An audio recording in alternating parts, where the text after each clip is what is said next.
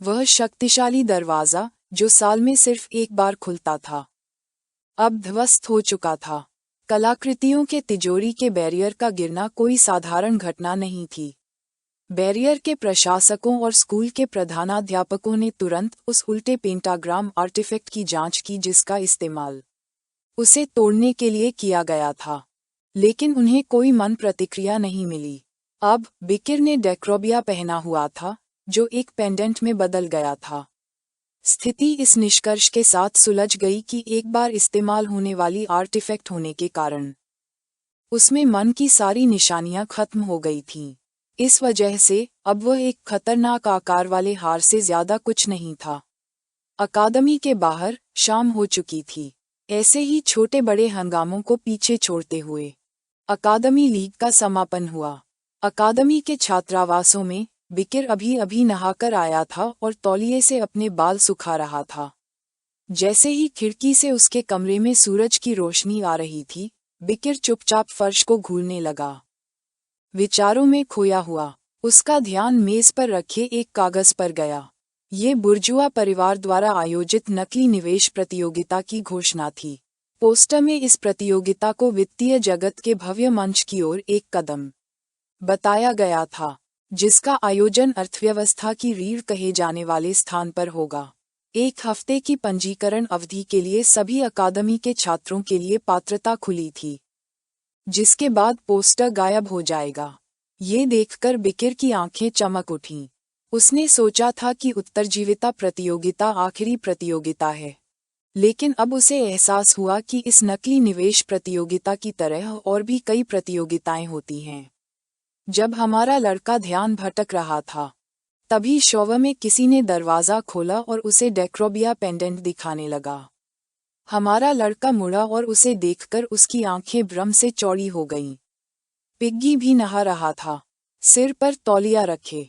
Piggy Showa से बाहर आया और एक जिज्ञासु मुस्कान के साथ पूछा कि क्या यह उसका हार है।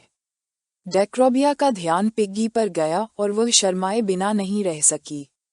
बिकिर ने अपना हार पकड़ने के लिए हाथ बढ़ाया। पिग्गी ने बताया कि लगता है वह शॉवर रूम से निकलते समय उसे भूल गया था, इसलिए विकिर ने उसे धन्यवाद दिया।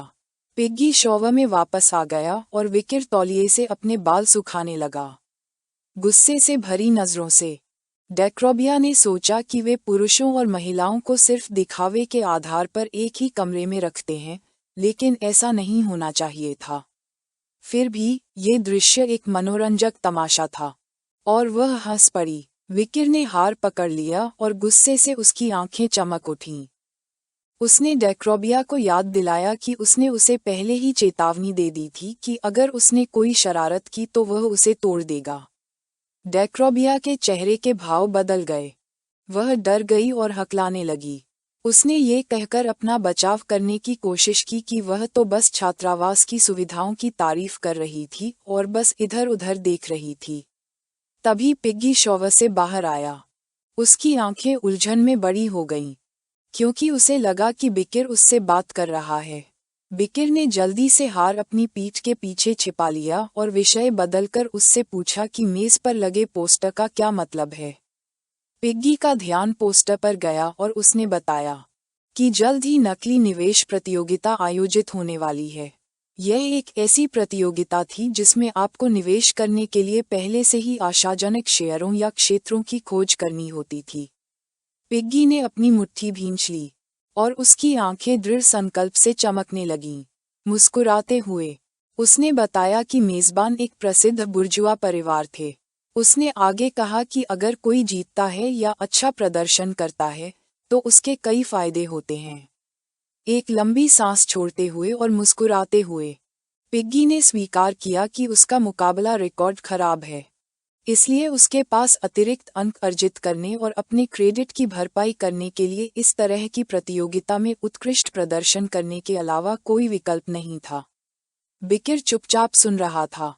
उसकी आंखें उलझन से भरी हुई थीं। फिर वह गंभीर हो गया और पिग्गी से कहा कि हालांकि युद्ध में उसकी प्रतिभा कमजोर है, लेकिन अन्य क्षेत्रों में उसकी प्रतिभा निश्चित रूप से उत्कृष्ट है। शर्मिंदगी भरी मुस्कान के साथ पिग्गी अपना सिर खुजाने लगा। बिकिर, जो डेक्रोबिया पेंडेंट को अपनी पीठ के पीछे छिपा रहा था, सोचने लगा और उसे याद आया कि पिग्गी जानकारी इकट्ठा करने, उसका विश्लेषण करने और उसे प्रबंधित करने में खास तौर पर माहिर है। विकिर के मन में मुठियां भींचे और खुशी से चमकती आंखों वाली सिंडी वेंडी की छवि उभरी। उसने सोचा कि अगर उसने पिग्गी को देख लिया तो शायद वह उसे तुरंत भर्ती करने के लिए शोर मचा देगी। इस बीच छोटी मकड़ी ने पेंडेंट को खाने की कोशिश की, जिससे भ्रमित डेक्रोबिया ने उसे पीछे हटने और रुकने के लिए कहा। सिंक्लेयर की छवि पिग्गी के मन में आई, जिसने दृढ़ निश्चय के साथ अपनी मुट्ठी कसकर भींच ली। उसने कसम खाई कि इस बार उसे हर हाल में सिंक्लेयर को हराना है। ये सुनकर बिकिर थोड़ा उलझन में पड़ गया। आत्मविश्वास भरी मुस्कान के साथ पिग्गी ने बताया कि पिछले टूर्नामेंटों में वह हमेशा उससे हारता रहा था। उसे अर्थशास्त्र और निवेश में भी महारत हासिल थी, इसलिए इस बार वह सचमुच हार नहीं सकता था। जब वे बातें कर रहे थे, समय बीत रहा था और घड़ी में शाम के 6 बज गए। ये देखकर पिग्गी बिजली की तरह हिल गया। उसने कहा कि उसे देर हो गई है, क्योंकि उसका प्रोफेसर के साथ अपॉइंटमेंट था। इसलिए उसने अपनी कमीज पहनी और कमरे से बाहर चला गया। पहले बिकिर की आंखें भ्रम से भर गईं। उसे समझ नहीं आ रहा था कि क्या हो रहा है। पिग्गी इतनी तेजी से चला कि मेज पर रखे सारे कागज हवा में उड़ गए। बिकिर का ध्यान उस छोटी मकड़ी और पेंडेंट पर था। मकड़ी लार टपका रही थी और मुस्कुरा रही थी, जबकि गुस्से में डेक्रोबिया ने विकिर से उस जानवर को उससे दूर करने को कहा। कुछ घंटों बाद रात हो गई। चांद आसमान में चमक रहा था और सड़कों पर कोई नहीं था। बारिश हुई थी, जिससे पानी के गड्ढे बन गए थे, जो चांद के प्रतिबिंब के लिए एकदम सही थे। थोड़ी देर बाद जूते पहने एक आदमी खामोश सड़कों से एक गड्ढे में छप छप करते हुए दौड़ने लगा। उस आदमी का चेहरा पसीने से लथपथ था और वह जोर जोर से हाँफ रहा था। वह कोई साधारण आदमी नहीं था। उसने एक टोपी पहनी हुई थी और हथियार के तौर पर एक कुल्हाड़ी लिए हुए था। बिना एक पल भी बर्बाद किए वह आदमी बिना पीछे देखे दौड़ता रहा। वह आदमी उस जगह से दूर चला गया, अपने हाथ घुटनों पर टिका लिए और सांस लेने के लिए जोर जोर से हाँफने लगा। उसका चेहरा पसीने से भीगा हुआ था और आंखें थकी हुई थीं। और वह गुस्से से भर उठा, ये सोचकर कि अगर उस औरत ओरोबोरोस न होती तो कम से कम शाही राजधानी को तो निगल ही सकता था। उसी समय किसी ने उसका नाम पुकारा, एडवर्ड बॉबन जूनियर। ये सुनकर उसकी आंखें आश्चर्य से चौड़ी हो गईं और चेहरा डर से मुड़ गया। उसके दांत पीसते हुए पीछे से एक मुट्ठी बांधे हुए व्यक्ति प्रकट हुआ और उसकी ओर बढ़ने लगा। एडवर्ड मुड़ा और उलझन भरी निगाहों से पूछा कि वह यहाँ क्या कर रहा था और कब उसके पीछे पीछे यहाँ तक आया था। वह कोई और नहीं बल्कि नाइट ब्लड हाउंड था। हमारे लड़के की आंखें गुस्से से चमक उठीं। वह एडवर्ड को गौर से देखने लगा। एडवर्ड सदमे में था, क्योंकि उसे जरा भी आभास नहीं हुआ था कि वह आ रहा है। वह सोच रहा था कि क्या वह ओरोबोरोस द्वारा भेजे गए एजेंटों में से एक था, या फिर जिस ब्लडहाउंड का जिक्र उसने किया था वह शिकार पर था। एक पैनी निगाह से वाकिर ने उसे बताया कि उसे नहीं पता कि वह क्या कह रहा है, और उसे उसके पादरी नाम सैम बॉबन से पुकारा। डरने की बजाय एडवर्ड का चेहरा गुस्से से विकृत हो गया, और उसने जानना चाहा कि वह उसके अतीत में क्यों झांक रहा है। वाकिर एडवर्ड की ओर बढ़ने लगा और उसने अपनी मार्शल रैंक, इंटरमीडिएट ग्रेजुएट और नवोदित उत्तरी पंथ अल्मचर्च के महायाजक के रूप में अपना पद प्रकट किया। हमारे लड़के ने एडवर्ड के बारे में वह सब कुछ बताना शुरू कर दिया जो वह जानता था। उसने बताया कि 25 साल पहले उसने अपनी चचेरी बहन के साथ दुर्व्यवहार किया था और उसकी हत्या कर दी थी, और एक राक्षस के साथ अपना पहला समझौता करने के लिए उसे बलि के रूप में चढ़ा दिया था। तब से उसने हजारों परिवारों को बर्बाद करते हुए अपनी धार्मिक गतिविधियां जारी रखी थीं। एडवर्ड चुपचाप सुनता रहा और अपनी कुल्हाड़ी उठाई, जो नीचे चमकने लगी। बिकिर की आंखें चमक उठीं। उसने आगे बताया कि अपने अंतिम वर्षों में एडवर्ड दानव सेना में शामिल हो गया और क्वोवादियों का विरोध किया। वह खुद को क्रोधित हुए बिना नहीं रह सका। बिकिर ने आगे कहा कि उसने अपने धर्मग्रंथों के व्यापक ज्ञान का इस्तेमाल एक जासूस के रूप में मंदिर में घुसपैठ करने के लिए हथियार के रूप में किया था। पवित्र युद्ध के दौरान उसने मानव गठबंधन की पीठ पीछे विद्रोह किया और ट्यूडर ला मंचा, डॉन क्विक्सॉट और बियांका फोसिया जैसे महत्वपूर्ण नायकों पर घातक प्रहार किए। फिर उसने पूछा कि क्या वह सही था। एडवर्ड ने अपनी जीभ बाहर निकाली और मुस्कुराते हुए स्वीकार किया कि वह सही था, और इस बात की पुष्टि की कि पुजारी और उसके चचेरे भाई होने के बारे में लिखी बातें सही थीं। अपनी कुल्हाड़ी जोर से घुमाते हुए एडवर्ड वाकिर पर झपटा और गुस्से से चिल्लाया कि उसे नहीं पता कि वह बाकी लोगों के बारे में क्या बकवास कर रहा है। जैसे ही एडवर्ड पास आया, वाकिर शांत रहा, लेकिन पलक झपकते ही हमारे लड़के ने अपनी तलवार निकाली, बिजली की तरह हिला और एक ही सटीक वार से एडवर्ड का सिर धड़ से अलग कर दिया। वाकिर के लिए, जो अभी तक नहीं हुआ था, उसे भी दरकिनार कर दें। तो भी वह कचरा ही था। एडवर्ड का बेजान शरीर जमीन पर गिर पड़ा और हमारा लड़का चुपचाप जमीन को देखने लगा। एडवर्ड की लाश से एक अजीब सी गंध आने लगी।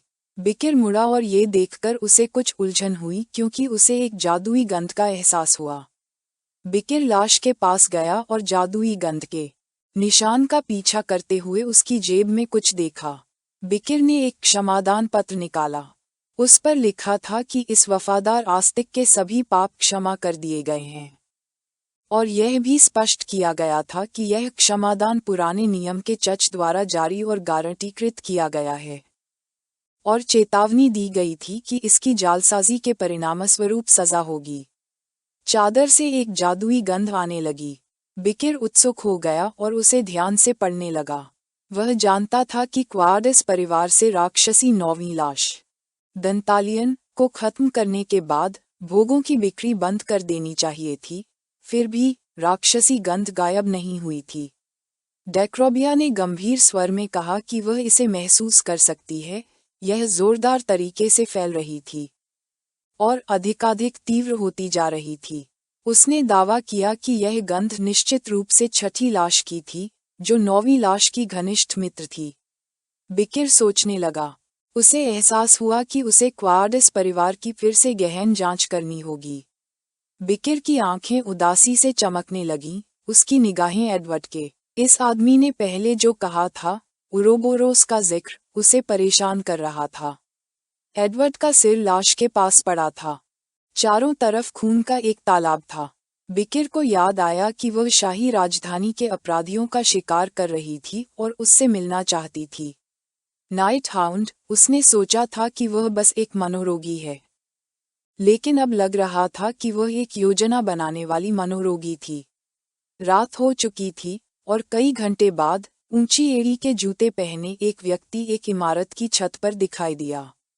जैसे ही चांद आसमान में चमका, उरोबोरोस ने अपना चाबुक निकाला।